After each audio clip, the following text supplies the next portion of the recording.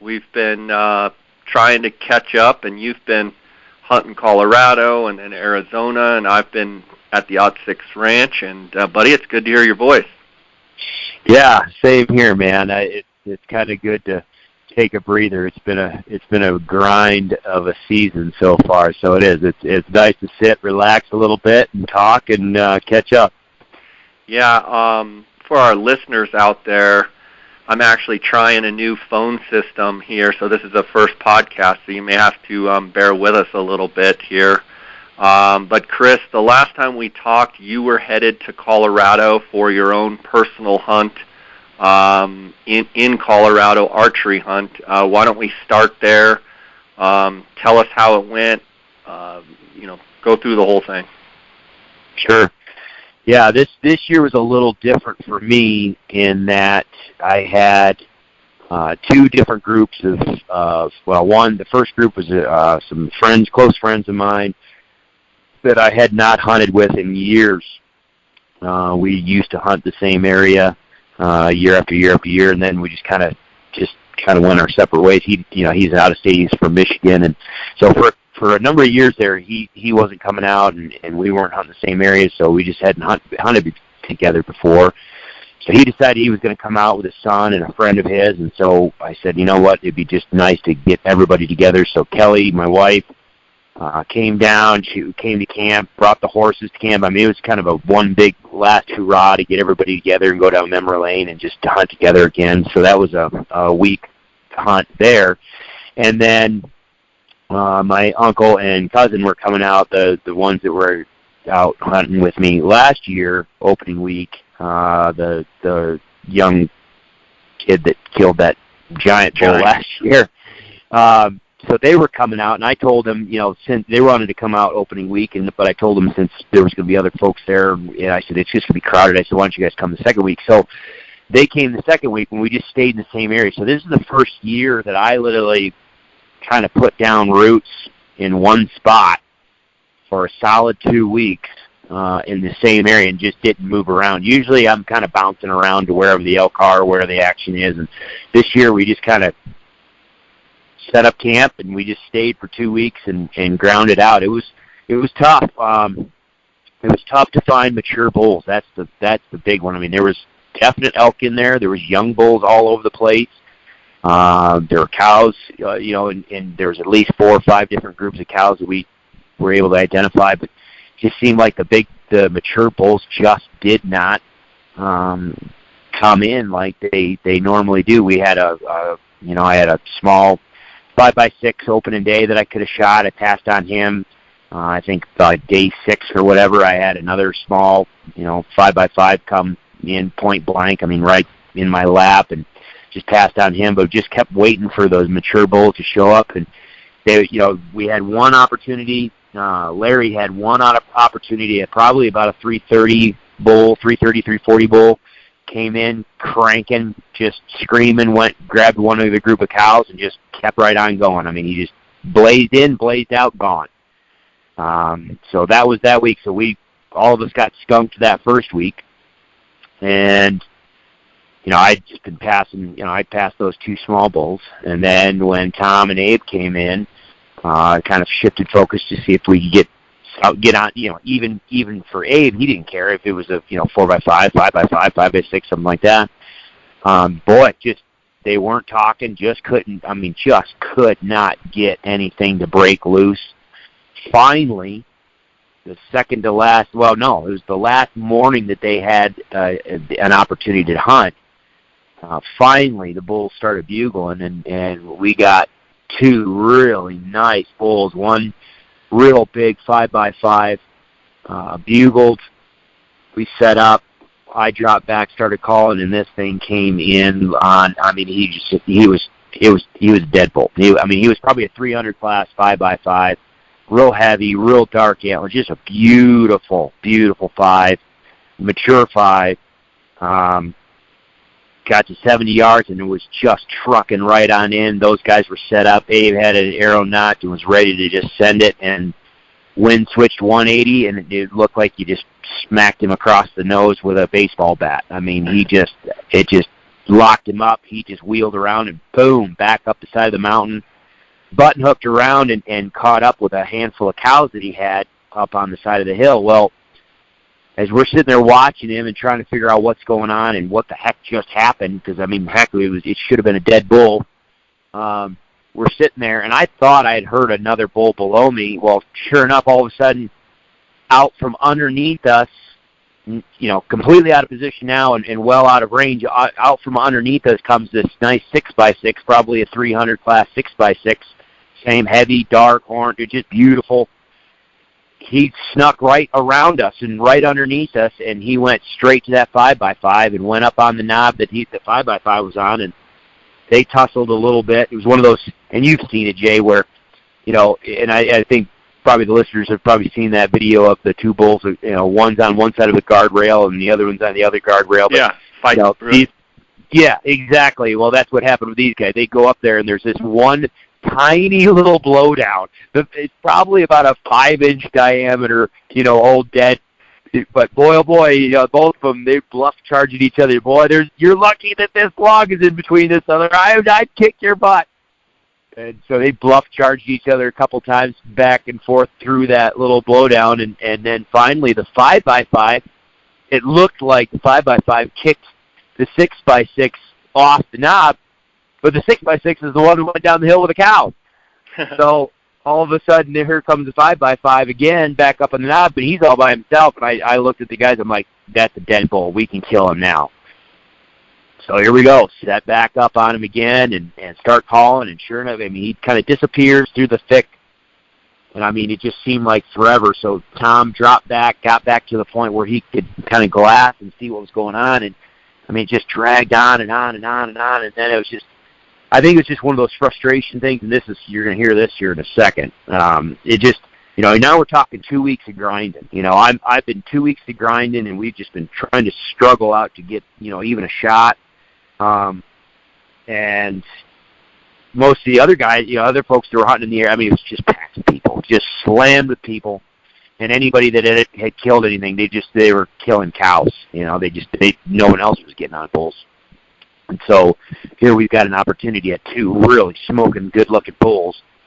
And it just was dragging on, and I guess I was tired, or I just lost patience. I don't know. I just made a stupid call, and I was like, you know what? We're not communicating. I don't know where Tom is.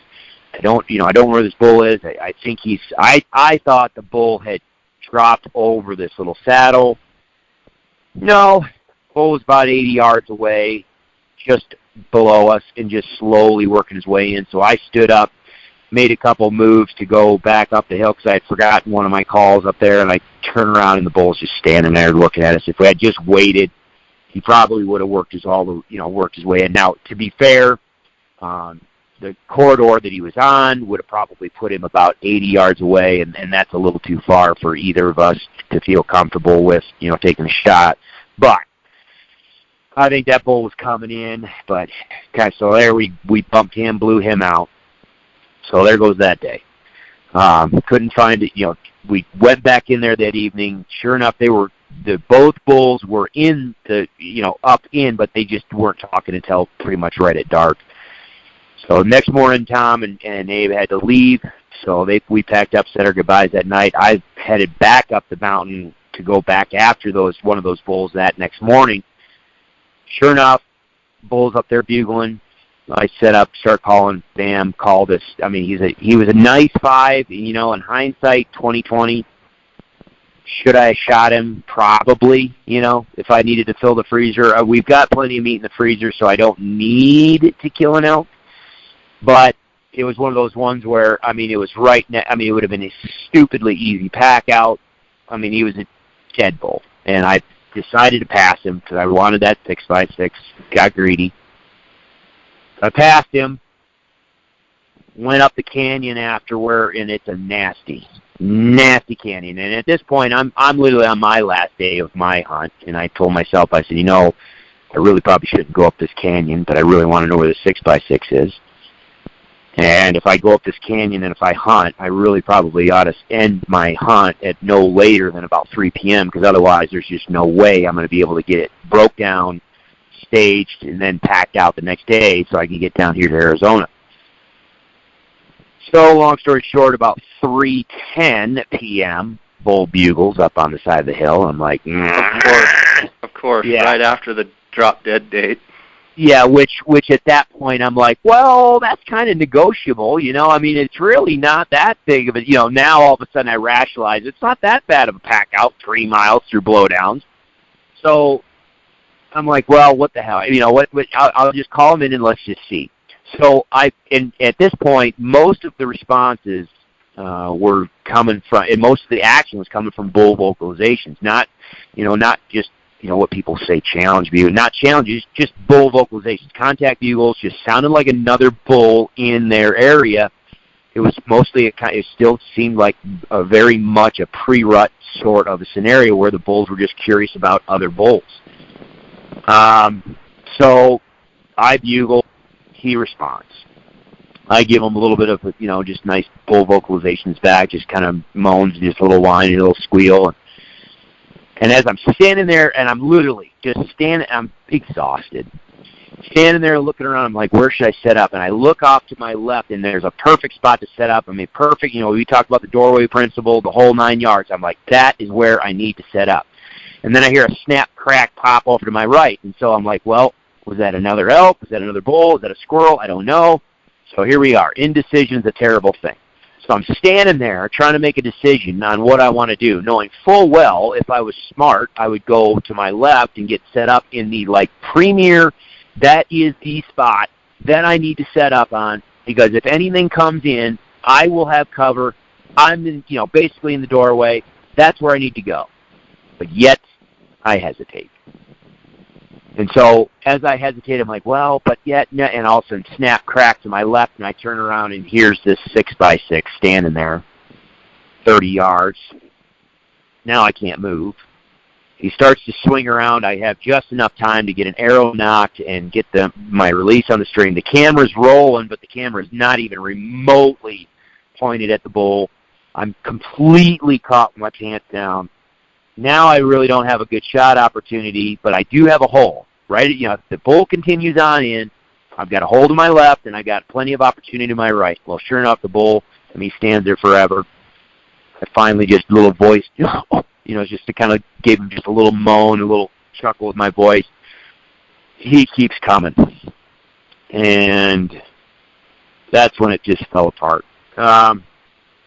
This is the first time in my elk hunting career I have lost a bull, personally, that I know is probably dead. I did the two things that you never do, that I tell people to never do, that I teach people to never do, and not only did I do them, I did them at the exact same time. You executed them perfectly? Oh yeah. Sometimes the best lessons in life are what not to do.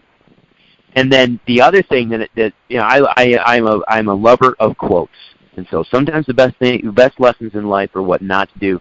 And then the other one is, smart man learns from his mistakes. A wise man learns from the mistakes of others. So here you go, folks. Never, ever, ever, ever, ever, ever, ever shoot a bull that is walking, especially if he's walking fast, and he's walking fast down the side of a mountain, like as in dropping off steep slope, steep bench. He's coming out. So this bull starts walking. Is he dropping off coming at you, like he's aggressively coming? What he's doing is he's following a trail around. There's a bunch of blowdowns, and it's not from where he was.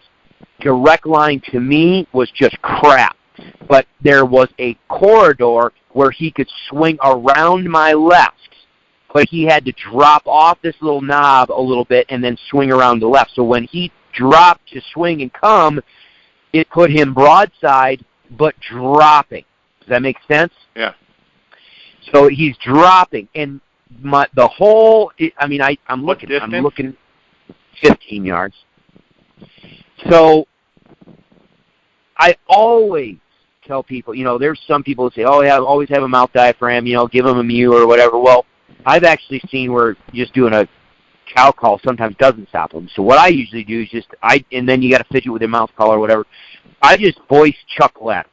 And it always, at that range, it always works. They just stop and they just look. So always, I'm telling you, I always just give them a, and they'll stop and they'll look and they just eat an arrow. I don't know why I didn't do it. I have no clue at this moment, or even that moment, or even, I don't know. I don't know why I didn't stop him, but I didn't stop him. Is that the second mistake? No, that's the first mistake for not stopping him. Okay. The next mistake was yanking on the trigger of my release like pulling a chainsaw? Good, yes, there you go. I was starting a lawnmower or a chainsaw. I might as well have just freaking wound back and just, ha-ha! I might as well, I don't know what Throwing your bow at him? Dude, I would have been better off. That arrow came out of that bow sideways. I mean, I had so much of a kick on that arrow. It was the most horrifically executed shot I've ever made in my life. And, of course, the arrow slams into him. It hit him high and back, and because there was a kick, that arrow went in and whoop, and just knifed in him, and it buried, but the arrow didn't come out. So I don't know where the arrow, it just didn't come out. So, of course, the bull crashes to the bottom, and it was only about a 20-yard slope, and then it just kind of leveled out below me. And so he stopped at the bottom there, and I'm thinking, okay, he stopped. You've been there. Whether it's clients or yourself or whatever, when a shot is bad, when it's bad. There's no question. As soon as that shot went off, as soon as that arrow hit, I was like, what have you done? And so I'm standing there waiting, and then all of a sudden the wind starts to get a little shifty, and I'm like, I know the bull is just standing right there below me. I was high and back. I'm like, you know what? I've got two choices right now. I can either just stand here, wait till it gets dark, or wait till just stand here and not do anything and wait for him either to bed down, wait for him to move off, or whatever. Or I could try to get another arrow into him. Well, if the wind had been, consistent, like blowing up the canyon and blowing up, if the wind had been consistent, I would have just stayed put and given him some time. But the wind starts swirling, shifting, and I'm like, if this thing catches my wind, he's done. He's gone. I said, I'm going to try to sneak around, and I'm going to see, because there was another corridor there that I'm going to try to get another arrow in it. Well, that didn't work. I laid eyes on him. I saw him. He was right there. But by the time I could kind of get myself in position for another shot, sure enough, what I thought was going to happen happened. The wind switched, flew right at him. He whipped his head around, put his head up, and, nose in the air, and just boom, boom, boom, just trotted off. He just kind of cantered off, just right out through, and this is all old growth, mature pine, so it's just nothing but pine needles. So at first, he kicked up some, you could see some really good tracks, and then he just disappeared into the grass, the deep grass, and gone. So gave it some time, gave it an hour, went down, started looking for blood, found 2 drops of blood. One was probably about the size of the end of my thumb. Next one was probably about the size of the end of my pinky, and it was just a smear on a leaf, and that was it. And then followed the tracks for probably 80 yards, and then they just vanished because there was just so many other cows and young bulls in the area. It was just tracks, and his just did not stand out from anything. So spent the rest of the afternoon into the evening looking, trying to just kind of suss out what, where he might have gone, what direction. So I was like, you know what? I'm just going to back out of here, mark it, back out of here, come back in the morning, and hopefully get on him. Because, folks have probably watched my YouTube stuff. They saw that High Country Redemption video. It's on YouTube. I made a great shot, I thought, on that bull. This was years and years ago. But he was quartering hard away, and so it was a liver and 1 lung, which a lot of people, usually if you get 1 lung, they can go a long ways. But if you punch the liver in 1 lung, they usually die pretty quick. Well, no. I found the bull 16 hours later alive and was able to, get another arrow in him and recover the bull and didn't lose an ounce of meat. So in the back of my mind, I'm thinking, okay, I think this is going to be a dead bull, but it just may take him a little bit, which sucks. But if I do my job right, I should be able to find him. Even if I can't find blood, can't find tracks, I know where they're generally going to try to bed. I think I can pick some stuff apart. Well, next morning I get up, start in, and the dew on all the vegetation was so heavy, it's literally dripping off the vegetation. I'm thinking, goodness gracious, if I start going and walking around with this much moisture on stuff, I'm just going to wipe any blood off. I'm not even going to pick it up. I said the best thing I can probably do is just wait until the dew kind of dries, and then whatever blood was there will dry back on that vegetation, and hopefully I can pick it up. So that's what I did. I just kind of sat back, just waited till the sun came up, waited till everything dried out. Meanwhile, I'm listening. I'm listening for bears chewing on something. I'm listening for coyotes, tearing into something. I'm listening for ravens. Meanwhile, I was in this area like 3 days before. There's vultures flying around. There's ravens going all over the place. This morning, crickets. The place is dead. There's not a bird in the sky. There's nothing moving. It's just one of those dead mornings. So I'm like, well, I'm just going to wait till the dew, kind of dries off, and then I'll pick this thing apart. So it does. I get back in there, find my stuff, start trying to pick things apart, find more tracks. Okay, he went this way. I think this way. Maybe this is him. And all of a sudden I hear a rumble. Look up. Here comes a thunderstorm. 30 minutes later, I get pelted with a torrential downpour, and no lie, I videoed it because I just couldn't believe it. I just could not believe it. I'm standing getting just pummeled with marble-sized hail that just absolutely flattened everything. And we probably got maybe a half to 3/4 of an inch of torrential downpour in about 30-minute time span. Just destroyed everything. So that goes through, and I'm like, you've got to be kidding me. So I'm like, well, at this point, I've got no tracks. I've got no blood.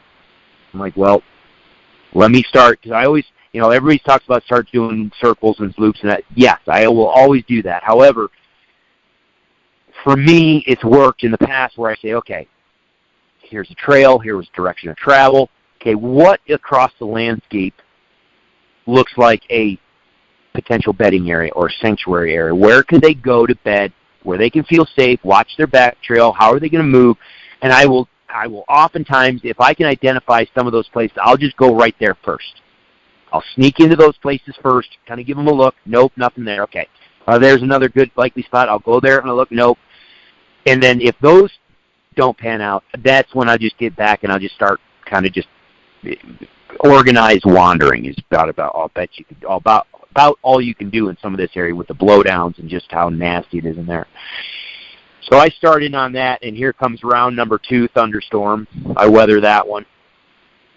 A few hours later, or not even a few hours later, probably 45 minutes to an hour later, here comes round number 3, and I'm like, you have got to be kidding me. And that's just what the day was. It was just nothing but just torrential downpour on one after the other, and I spent the entire day in there looking. So I spent that day, an afternoon, evening, the next day looking, and I mean, it's just nothing.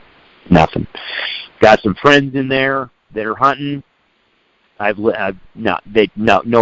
Nobody's found or seen or heard anything. We have no idea. I think there's a patch on the mountain that is just absolutely impenetrable. The blowdowns, the rock, the grass, the locust, just nasty thorns. It's just impenetrable without a machete, or you just can't go there. The problem is he was bedded right on the edge of that, and I called him out of it. So my gut tells me he probably turned and went smack dab, and it's probably a several 100-acre patch, just steep, nasty, blowdown, ugly. You can't see 5 yards in front of you. but it's just littered with elk trails, and the elk just go in there because they know that nothing can follow them in there, and I think that's where he went. And so I don't know if he's dead. I have no confirmation that he's dead. We've all seen that, the elk have survived some pretty incredible stuff. Maybe the arrow, just poked through and didn't fall out where I could find it, but yet when he went into that thick nasty, it pulled the arrow out. If that's the case, then he very well may still be running around up there. But it was just the high and back, the high ribs, high and back of the ribs. Yeah. And it just sucks. I think, and me sitting back looking at it, there is no excuse. There's no other explanation other than I just wanted it too badly. I just wanted it too badly, and it wasn't that I wanted. And here's the honest truth: it wasn't that I wanted the meat that badly. I think it was. There's no way I'm going to lose. There's no way I am going to go 2 weeks in an area where I know how to hunt. I know that there's bulls in here. I know that there's elk in there. I'm not going to go 2 weeks and not be able to put something in front of me. And so finally when I do, it's like, I don't know what the heck happened, Jay. I swear it. It's one of those things where I just sit there and I'm like, goodness gracious, Chris. So you just let me ask you a couple questions. You say you broke 2 major rules. You broke them, expertly you broke them. Yeah.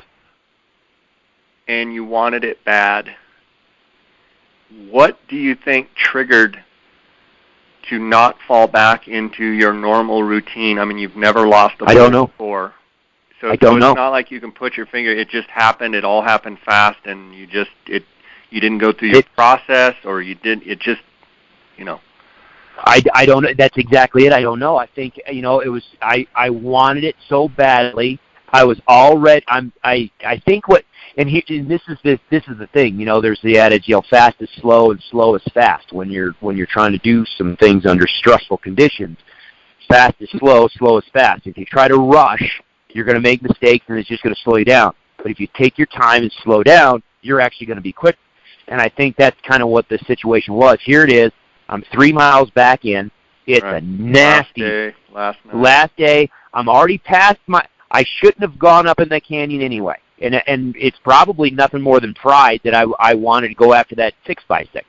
So here I am. I'm going up into a canyon. I just passed a bull that a lot of people would love to have had in a slam dunk spot. I mean, it was a 30-minute pack job to my truck. It was one of those things where I'm like, why didn't you just shoot that bull, Chris? If you wanted to kill something and you wanted to have it, you should have just killed that bull. But nope, I wanted to go after the 6x6. So there was a little bit of greed in that, which I'm ashamed of. But I wanted that 6x6. I wanted to go after that mature bull, which I don't mind going after mature bulls. But here it is, the last day. I don't need to be going 3 miles back up in the nastiest stinking canyon on the mountain, but yet I did. And so I gave myself a cutoff to where I was going to say, oh, sorry, there's another call coming in, but sorry about that. It might beep on you. But I went where I shouldn't have gone, and then I gave myself a time cutoff when I needed to stop hunting, and then I violated that because I just wanted that animal. And then when it finally came in, rather than slowing down and just zipping him through the heart, which he would have piled at the bottom of the hill, I just rushed, trying to, I'm not going to stop the bull. I'm just going to, boom, as soon as he walks through that hole, I'm going to, bam, shoot him. Well, that doesn't work, and I know it doesn't work, but man, my mind just went to just reaction, just shoot the trigger, shoot him now. And it's one of those things where as soon as I did it, it wasn't like one of those things where I had to think about it. As soon as I did it, and I watched that arrow come out, and I was like, what did you just do? And have you ever shot a bull? Have you ever shot at anything, and then you ask yourself, I don't even think I looked through my peep sight? I've done that. Oh yeah, no, that's the thing is, sometimes, you'll hear some people say, "Oh yeah, I know everything about every. I centered the peep, or I centered the site housing on the peep, and then centered the. Yeah, there's times where I have done that on my mule deer hunt. That mule deer I killed at 60. Oh, I remember that. I remember that vividly. I remember pull back, getting everything lined up perfect. I remember that pin was sat on that deer so solid. It was like somebody else was holding my arm. I mean, I've never held a pin that steady in my life, so I remember that. But most of the time, I pull back, I just look right at the animal. I'm like, boom, that pin, his heart is right there, and it's done. The arrow's done, and you zip him, and it's over. But it's when I am controlled, and when I've stopped him, or more importantly, they typically stop right in the doorway. When they're stopped and I'm controlled, it's a dead animal. There's just no two ways about it. It's a dead animal. I just didn't do that this time, and so. Well, you've shot a lot of them and done it for a long time, and to never have lost one. It's too bad that it happened. It sucks that it happened, but quite honestly. I think the best lessons come from those people that have experienced it. So maybe I had to have a humbling lesson to kind of wake myself up again and say, hey, Yeah. I don't know. It's a suck deal. I look back on a bunch of things, bunch of just poor decisions that I made, and I can say, well, I was tired, I was exhausted, it was 2 weeks of grinding. Yeah, that's fine. But the fact is, I know when I remember rationalizing the decision. That's right. The issue. I knew I shouldn't have been going up there. I knew when I passed on the bull that morning, I was like, "You're a dumb, blank. You're a dumb beep," because that was a slam dunk easy. He was a small 5x5. He's probably a 2.5-year-old bull, but meat in the freezer, done, baby. And it was about a 30-minute pack out, done. But no, I want to go after that big 6x6. Chris, let's take a quick break here. I want to thank the sponsors of the podcast. I want to thank GoHunt.com, the gear shop. Cody Nelson is the new optics manager there. He's the glassing guru, the optics authority. And he has promised me that he is going to take care of the J. Scott Outdoors podcast listeners when it comes to buying any optics, whether it be binos, spotting scopes, rifle scopes, tripods, any of the stuff in the gear shop at GoHunt.com. You can call Cody at 702-847-8747, extension 2, or you can email Cody at optics@gohunt.com. I want to thank GoHunt for their sponsorship. I also want to thank KUIU, that's KUIU.com, for their sponsorship of the podcast. Obviously, I've been running the tribute series to Jason Harrison, the founder, my friend, who passed away about a week ago, and tragically, and the whole hunting community has just been mourning the loss of Jason, and it's been a real wake-up call to a lot of people, and it's so unfortunate. But I want to thank KUIU for their sponsorship. They make the best ultralight hunting gear on the market. Go to KUIU.com to check out their new products. They just released their new Kenai, all the new Kenai products, which is the synthetic insulation, and you can wear it. Wear down is going to get clammy when you're walking and stuff. This Kenai allows it to breathe, and you don't get clammy. You don't get. It's just a lot better for active wear. Check out KUIU.com, and then Canyon Coolers. Canyon Coolers, use the J. Scott promo code. You're going to get a 10% discount on all orders there at canyoncoolers.com. Chris, you moved from Colorado, hunting up there, then to doing some guiding in Arizona in Unit 9.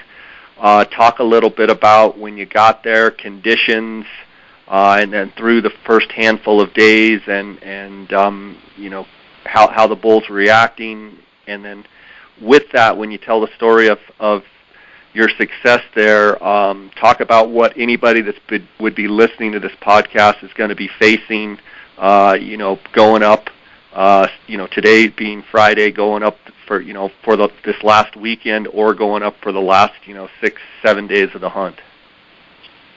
Yeah, when we got down here, it was, and actually, I I haven't even gotten a chance to get across the whole unit because there was a couple of the areas that I just traditionally like to hunt. Came in and looked, and man, they'd gotten a really good rainstorm. I think they were saying up about that Labor Day weekend they got a really good rain, and so when I drove through a lot of the places, the feed looked really. I've heard you and other podcasts, other people talk about this. In a lot of the places, the grass looked really, really good. Some are better than others, obviously, but man, across a lot of the area, man, the grass just looked really, really good. And there were some places where, man, just every, depression in the road, every tire track, every cattle track, I mean, there was water scattered everywhere, and you could see that the bulls were definitely wallowing in every little mud hole that they could find. As the opening day started, and we, just the first couple days before the season, and then as the first couple days of the season rolled in, the easiest thing I could say is it was almost like we were in a pre-rut mode. I mean, cows were still in fairly decent sized groups with calves and spikes. Maybe there was a couple little raghorns with them, tagging along, but other bulls were off in their either bachelor groups or off on their own. Man, there was just a lot of sparring going on. Not a lot of talking, but a lot of sparring going on. And you could sit there and look at a bull, and you could bugle at him, and he might pick his head up and look at you. He might bugle at you if you're close enough, and then he'll go right back to feeding. Or you cow call to him, and he'll just pick his head up, look, go right back to feeding, just mind his own business. You just really, they were on a pre-rut. They were still on summer mode in some of these areas. And then, you get a couple days into it, and it seemed like, okay, now things are starting to heat up a little bit. The sparring is picking up, but you can tell it's getting a little bit more intense. We're starting to get a little bit more bugling at times. Every now and then you'll see a big, more mature bull pop up, and wait a minute, he's following a couple cows. But I filmed just a smoker of a bull out in a big meadow with a handful of cows, and I'm thinking there was another bull out there with him, and he was bugling. But I'm thinking, okay, he's got cows, and he's, okay, let me try to get out. I'm going to try to get as close as I can. Let me see if I can't call him. Let me see. He couldn't care less. He got way out there. The cows, they started going out across this big, wide open flat. I couldn't follow without being seen, so I let him get out there. But he's going to disappear into the trees, and the coyotes cut loose out there. And I thought, that might not be a bad opportunity. Just start screaming on a mouth diaphragm, sound like a calf in distress. Maybe, calf got, is being harassed by a couple coyotes. See if I can't get those cows to kick in that maternal instinct, and see if I can get those cows to turn around and come back, and see if I can't get that bull to come back my way. Got the cows to. It worked marvelous. I got the footage of it. I've videoed. Here she comes. The one cow that got the closest, she got in, 20, 25 yards. She comes smoking all the way back, several hundred yards across that thing. That bull turned, looked, watched the cows turn around and walk away from him. He was like, deal with it. Whatever. And he just turned and kept walking in his direction. He bugled a couple more times and then disappeared in the trees and then shut up, and it was done. We spent several more days trying to find him, and just nothing. Now all of a sudden he just vanished. So it's been kind of hit or miss on the activity. It really is. I think I listened to your podcast with Phil Kramer. I think he nailed it, Jay. Seriously, as far as what we're seeing up here, it's gotten hot, it's gotten dry. Now we did get a rainstorm the other day, but it was spotty. So some of the areas of the unit didn't even get hit. Some areas got dumped on, but a lot of the vegetation in some areas you can definitely see it's starting to get that grayish green color to it. The tips are starting to turn brown.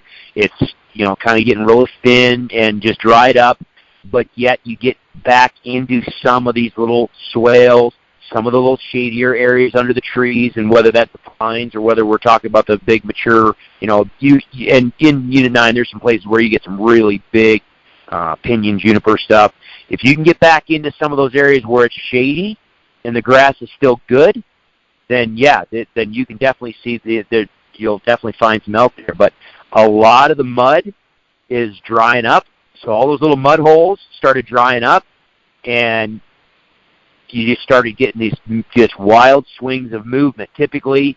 And you can, out here, for those who have not hunted out here, there's two types of water sources. There's those stock ponds that they call tanks. That's just a big dirt pond that holds water, or you have those wildlife catchments, so basically the wildlife trick tanks that they're called. So it's a little drinker. Well, typically when you start moving towards the rut, bulls like to wallow and they like to go cool off and roll around, and it's kind of a social thing. So they usually, most of the time, you'll see them start to transition from trick tanks and just water that they want during the day to they'll move to those dirt tanks. Well, they did that, but then those dirt tanks started drying up. So now you get movement some back to some trick tanks. You've got movement. I've been watching some elk that are moving 2 miles from where they're bedding and feeding to where they're getting water. So it's going to be kind of a crapshoot when someone comes out this week, because the water that they had last week may not be there. The elk that were feeding out in those meadows that they had last week may not be there. We just got done today checking an area where we killed an elk a few days ago. We went back out there this morning just to see if we can get back into some and just see what it's dried up. And I mean, all the tracks are a few days old, and I mean, it was just crickets. I mean, we covered serious ground this morning, and there wasn't a peep. And then talking to a couple other folks in camp, no, they did the same thing. They got in a couple little small bulls, but it was quiet. But they just weren't where they had been. Everything's moving. So has the bugling been, I mean, so far, basically a week into it, has the bugling been really slow? It's pathetic. And it makes sense, because you can even, again, we've talked about this, Unit 9 butts up against the Grand Canyon National Park. The National Park, you can't hunt, obviously, so there are a bunch of elk that know that that's a refuge. But you can drive through the park and you can sit there and look at cows standing right out the road. There are some cows that are pretty good looking. I mean, they're filled out and you really can't see any ribs, and they're kind of plump, and they look good. They look healthy. They probably have that 9% body fat. But there are other cows, brother, that, I mean, you can still see the ridge of their backbone. You can still see the hip bones kind of poking out a little bit. Their shoulders are very, very defined. You can kind of see that ridge bone of their shoulder blade. I mean, there's some cows out there that still have a suppressed body condition. I think, we talk about all the things that can affect a cow to cycle. The only one that really is going to push them late is body condition. And I really do think that we might be in a situation where, kind of if you look at the bell-shaped curve of, you'll have some cows come in to cycle early, you'll have a big pulse of cows cycling, and then you'll have some cows that cycle out late. I think that whole bell-shaped curve is going to push a little bit just from body condition. And I think the same thing was going on with bulls as well. Some of the bulls look, I mean, I had a bull last night, probably a 5-year-old bull, great fronts, good mass, but, like you guys had talked about before about just, this year, a lot of the top end of their antlers kind of petered out. But this bull, I mean, he was a thick tank. He was looking good. But then you'll see other bulls that you're like, man, he's a little skinny. His body condition's not that great. So I think things kind of just started off a little slow, and I think they still are slow. But there's like flurries. There's little pockets, and if you can find a good cow-calf group and get in close to there, I think you're going to find the little bit more activity and a little bit more of a flurry of bugling and vocalizations, because we just now are starting to see those big bulls show up and start making their play towards some of those cow-calf groups. And John the other night got some really great footage. We had that thunderstorm move through, cooled everything down, and then it broke. The weather broke, and it was just a beautiful evening. Oh, he got into I'm trying to convince him to share the video. He took it with his iPhone. It was the most breathtaking footage I've ever seen, with the fall, or where the evening colors, the sunset shining against these huge thunderheads, and he's got 6 bulls bugling in front of him. They were just going crazy. But it was just a flurry, They went back out there. Next morning, crickets, nothing. So you got talk these about little about antler growth. Is it a off across the board? Is John saying? Is everybody else saying that across the board the antler growth this year is way down? I think it's like 80 to 90% across the board. But then every now and then there's a bull that you're like, hello. He somehow they were this particular animal was able to pull it off. But I think across the board in general, yes. Depends on who you talk to. Some guys are just saying, we're only about 20 inches down. Some people are like, oh no, we're 40 inches down. But some of those, I sent you a couple pictures of one particular bull. He's way off from what he was last year. Last year he was this giant. This year he's essentially a really nice 5. But you've got the other thing that people need to consider when you're looking at some of these big bulls and these pictures that outfitters are showing you and everything else. Some of these are really old bulls. Yeah. So you got two things going. You got could already be going downhill. Bingo. So on average, however, I'm seeing some really good body, like the bull I saw last night. That body condition, body size, huge, thick neck, huge, just muscle, tank shoulders. He looked like it just, when they get, that 5-year-old, when they start getting into their prime.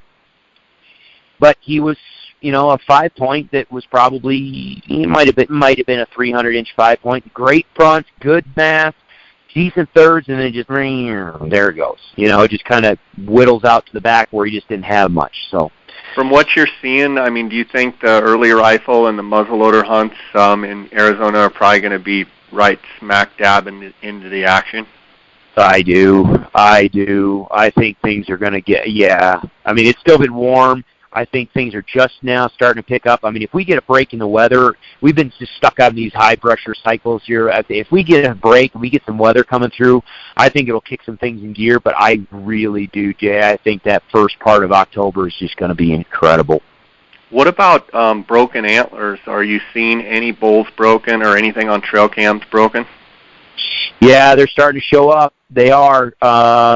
The bull that we killed, he was a younger age class bull, but he had a busted 4th, and I just heard somebody talk about the other day. They had a really good bull on camera, and then found him the next day, and he was just clean busted off his main beam. So they're starting to get busted up, and like I said last week, some of that sparring, there was no joke about it. It wasn't the friendly tickle spray. It wasn't knockdown, drag out fights, but there were bulls that were testing one another, and they were trying to figure out who was who. And so, they were getting into it a little bit, but we're starting to see some busted up times.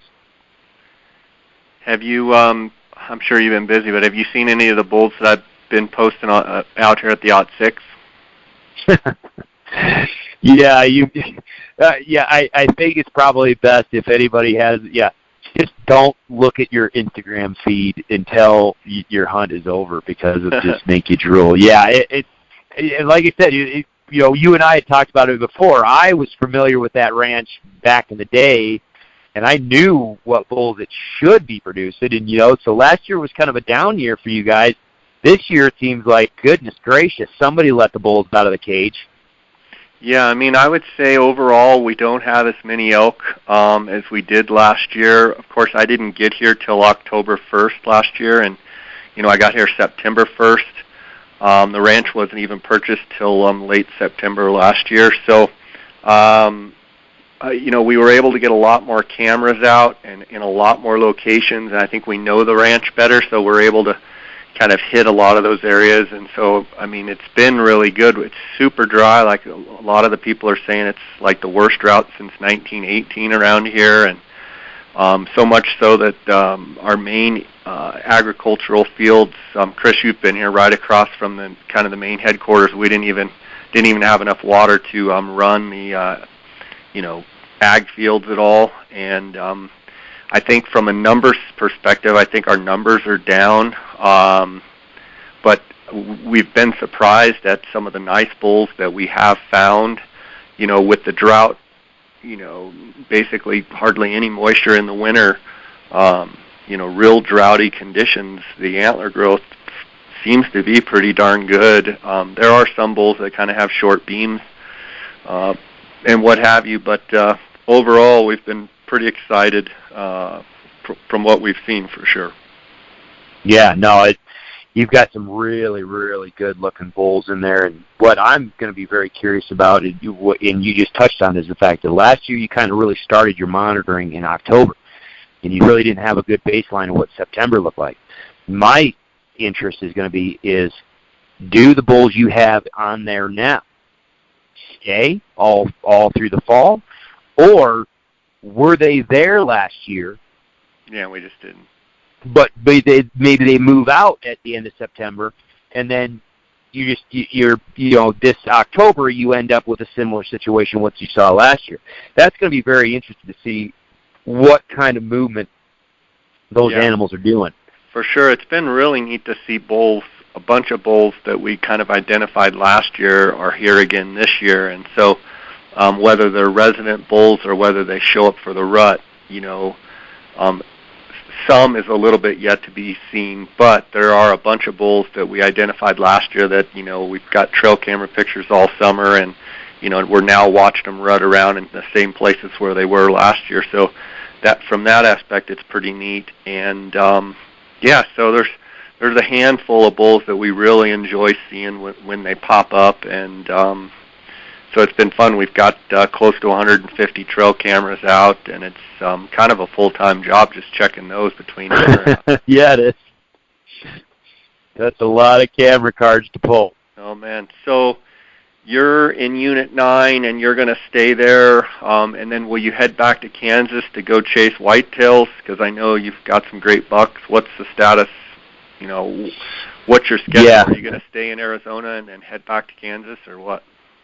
Yeah, so my guy, he filled his tag the other day, and so I'm just going to stick around. I'm going to help John a little bit. I'm going to try to get some footage for the elk module and just try to help the guys. We've got a couple other guys in camp. John has 2 clients.